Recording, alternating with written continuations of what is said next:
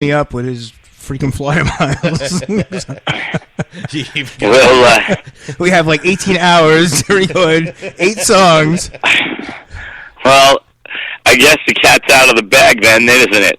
Well, I wasn't supposed to say nothing, but you know me. I can't keep a secret. Well, now it's never. That was the deal. Now, as soon as somebody let the cat out of the bag, it became never. So we'll see. Hopefully this fall. We'll just make it a Bastard CD then. Yeah. Well, he ruined it, didn't he? Yeah. There's just too many complications to actually call it Mr. Nasty. So we'll just probably call it Nasty or something. Yeah. I hear but it's unfortunate, but listen, we'll have the 2 original guitar players, Raven and Michael, and we'll just, who knows, man? Maybe we'll have a bunch of guest singers, or who knows? Actually, Garth's interested in singing a couple of songs from 5 Star Hooker. If we would let cool. Him. So I was like, he's just got to mention 5 Star Hooker. Get me in trouble. Well, he should be mentioning that at every opportunity. I do. Every time I get pulled over, I'm like, "Hey, I'm a 5 Star." That's funny shit. That's it. Do you know who I am? No. You know why? Because I'm a 5 Star Hooker. That's why you don't know who I am. That's funny shit. That is funny. So, how's things going with your band? Jay has us listed up there as 3 Star Hooker. That's even worse. Oh, shit. That's a Newport Richie hooker. Wow, I didn't even notice that. That's going to take a week to get fixed. That's what it's the holiday hookers are only 3 stars. You've been here 2 hours. You just noticed that. Shit, it's always a trip when Raven's on the show. Absolutely. I put Mr. Nasty at 3 stars. Well, Pasco's only like 2 Star hookers. Yeah. I was counting teams. The strippers are like 1 star, and some of the bartender's a 5 star. But she had 3. Well, actually, yeah. Everybody's 1 star, but if you add them all up, it makes 5. Yeah, I guess. Shit. Last show, I put the wrong date. I gotta start double check. This guy's been here for almost 2 hours. He didn't even say it. I wasn't looking at your screen. So how's your band going, Scott? Good, man. We just like we said, we just dropped the 6-song mini album or whatever you want to call it, and summer doldrums are in. We didn't really feel like doing too much, so we're actually, believe it or not, we said we want to do something different. We're tired of playing crappy clubs, and we've been playing parties. Cool. which I tell you what, is so much more fun, and it's just low key. It was just a good mindset. But then we got a couple big shows coming up right as September hits. We got a big festival up on the North Shore, Long Island, and then we're doing a scrap bar reunion show. If anybody remembers a scrap bar from New York City back in the 80s. When? We're playing, I think it's the 20th September at the bitter end in New York City. We're playing scrap bar reunion, which is going to just be a blast, because one of the, like, a really funny, cool thing about the scrap bar, the first place Mr. Nasty 38 Caliber Kisses album ever got played outside of the band members of the studio was at the scrap bar. We picked up the master recording and went over to the scrap bar to celebrate, and they slapped it right on, and I don't remember the rest of it, but it was I don't think I saw the home till daylight the next morning. That's funny. That's cool. But so it's kind of a cool, fun thing to go and play that, and then just some regular local shows. Eventually, we keep talking with Raven about either going down there, the Bastards show, or eventually, one day. Yeah, well, maybe if we get the recording stuff going, man, we can all.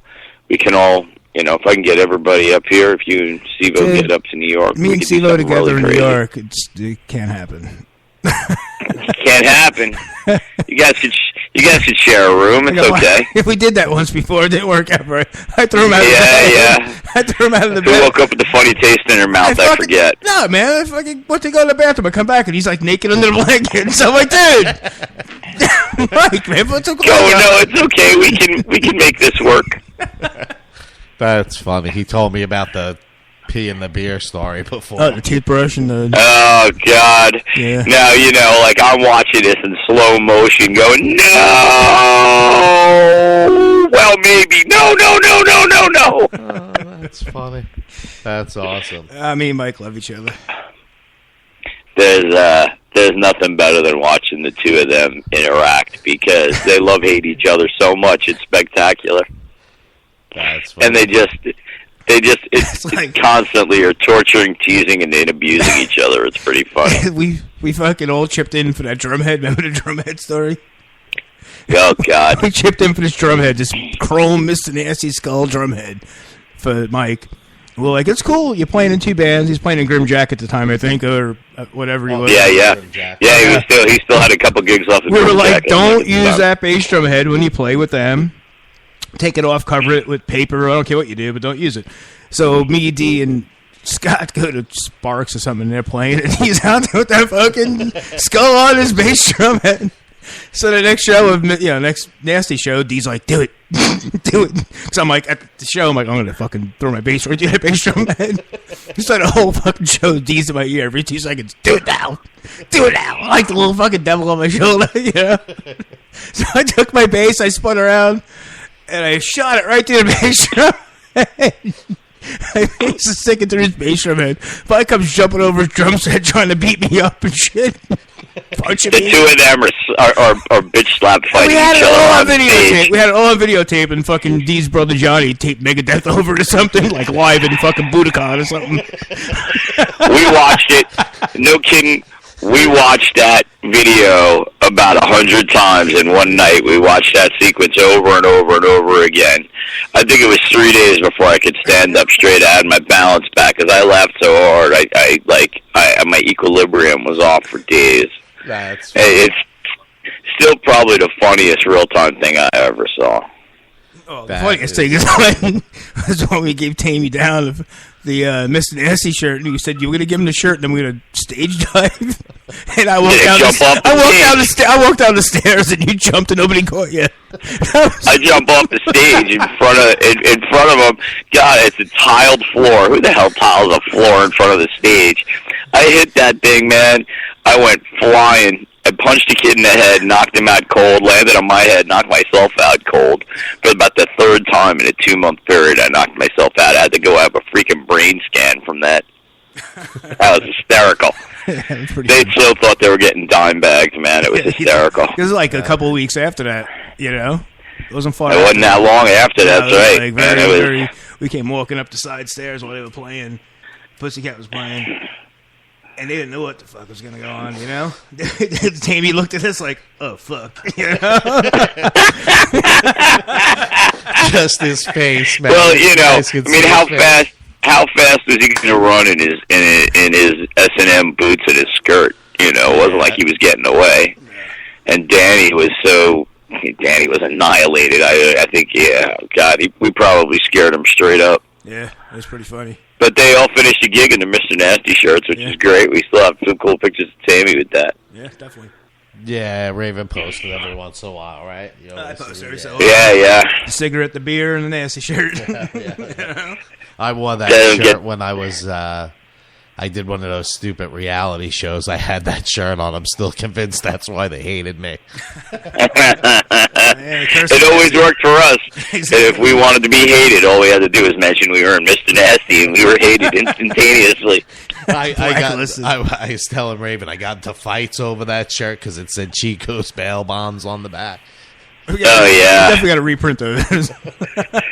I had a buddy of mine. I sent that shirt over to England, and he was playing, and nobody in England who knew who the hell the Bad News Bears were, So some guy there was in the bar where they were playing was an American guy, and he was like freaking out. And my friend had no idea. He really thought there was a bail bonds company that was our sponsor. It was great. Yeah, a lot of people think that. I guess the next ones we'll do is Bo Peeps. Remember the sequel, the remake of the movie? Yes, yes. We'll put Bo Peeps on the back instead of Chico's. That for sure. We're doing that for the next ones. That's funny. Absolutely for sure. We're doing that. You can plan on that. That's awesome. So So get some dates together so I can fly the hell up there and blow this out. And dude, we just hired a booking agent for us, so we'll see what happens. That sucks. Well, I just figured, you know, we come down here. We'll probably get some kids' parties, some bar mitzvahs, maybe a wake and a bris, and we'd be golden. You guys stop doing weddings and wearing matching fucking suits, man. I'm disowning you. Well, you know, it's like the fucking Oneaters. The Oneaters. Yes, we do that. We do that in a heartbeat. We definitely. How did I get? We have definitely considered matching powder blue tuxedos. Oh, yeah. We've done that before. They go out and do matching blue tuxedos, man. Powder blue tuxedos. We had a band called the Strip Club Devils. Right. With Ronnie Sweetheart and me, Scott, and James. And I was flying back and forth to New York all the time. I couldn't afford it no more. I was like, fuck it. So our last show was what? Brooklyn? I forgot the club in Brooklyn we played. That last Trash show. Bar, maybe? The Trash Bar, that's where it was. And I was like, well, you know what? It's my last show. Let's go out all wearing, like, button-down shirts and red ties and suit pants. And it was great. We stole that for forever. You know, huh? I said the Devil's like that so much we stole that for forever. You guys took that whole look for the band. That's what they dress like now, though. Yeah. And then every band up here that didn't know what to do started wearing black shirts and red ties. So we wore black shirts, red ties. I wanted to go out my last show. Like, let's go out in class and style, you know? Yeah. That was it. Yeah, it was great, except for throwing up all over the black shirts and red ties. I didn't puke. You puked on me, probably. No. No? He puked. He puked. It was right. Well, what he forgets, it was black shirts, red ties, and thongs. No, that was Ronnie.